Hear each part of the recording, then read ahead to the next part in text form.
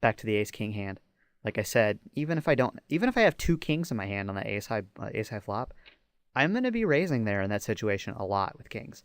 Because people do that. They'll just fire out an ace-high board against a pre-flop raiser, just hoping that you had, like, jacks or queens or something. Which is really dumb when you make a really small bet. We got two limpers here. We got an 8-7 offsuit. If it doesn't get raised, I'll limp in on the button in position. I really want to play that, but that's not going to happen. Okay, well, that's an easy fold then. And this guy calls 280.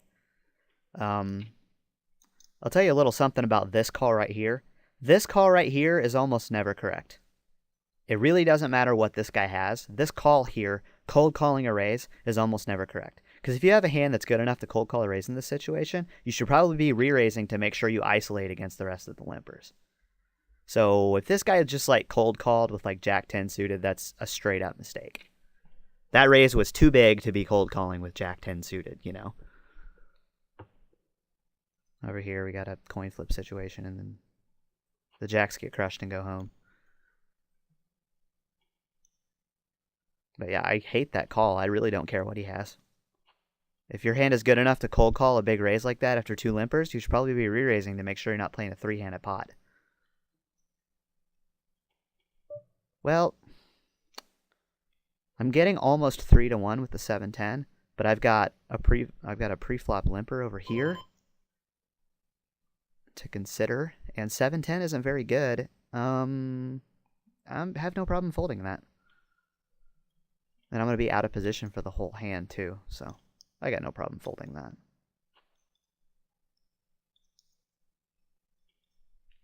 And this guy min raises under the gun. I don't like calling there. You know, if I'm guaranteed that no one's going to raise behind me, I really don't mind a call there. Like if I'm guaranteed that I'm going to call and everyone behind me is going to fold, I'm going to have position, no one's going to re-raise, I don't mind it.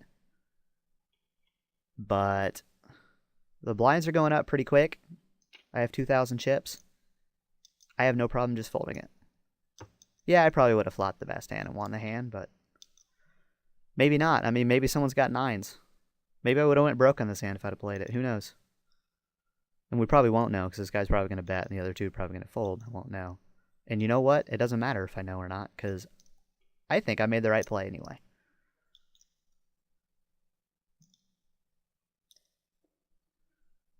I mean, obviously, if you can guarantee me an 8 high flop with the ace-8 there, I'm probably going to play it every time.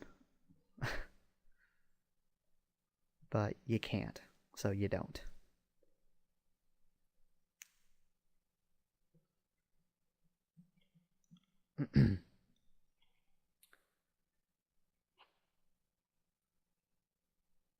Tricky hand in a tricky situation here with pocket fives. If it folds to me, I'm probably going to raise it.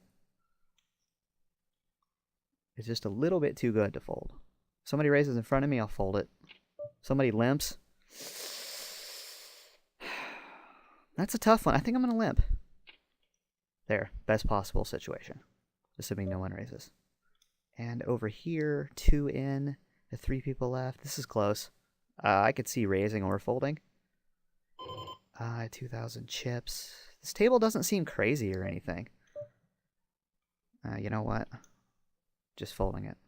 He's probably just got like King Jack of diamonds. He doesn't actually have a hand. But even against King Jack of diamonds, I don't play all that well. Yeah, that's about the worst possible card for my hand anyway. Yeah, I have no problem just limping behind there if I'm going to be in position.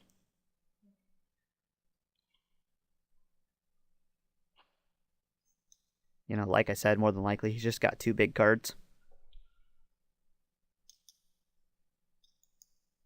Wow, he might have a full house.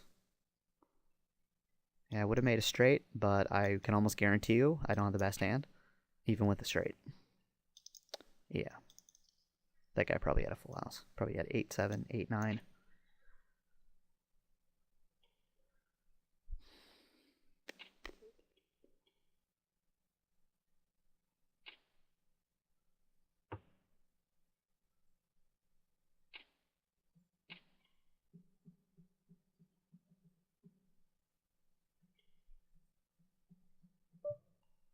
Interesting. Now we're at full tables. Let me take a look at that hand. All right, what do we got here?